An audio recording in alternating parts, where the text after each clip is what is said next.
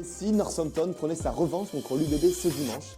C'était il y a 7 mois, l'Union Bordeaux-Bègles remportait le premier trophée de son histoire en dominant les Saints de Northampton en finale de la Champions Cup. Véritable surprise la saison dernière, le club anglais a confirmé cette saison.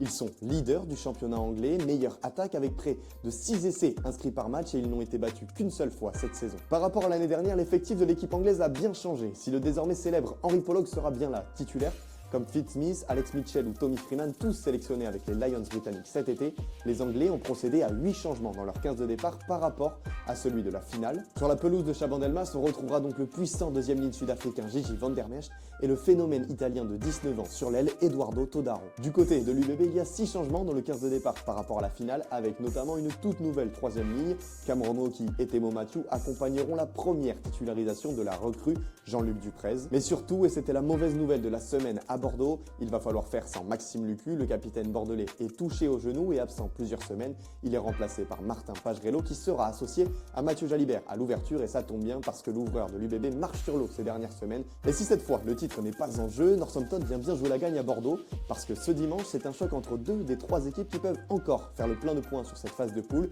qui peuvent terminer parmi les deux meilleures équipes et donc s'offrir un parcours plus simple avec des matchs à domicile jusqu'à la demi-finale. Le titre en 2026 se joue peut-être dès aujourd'hui.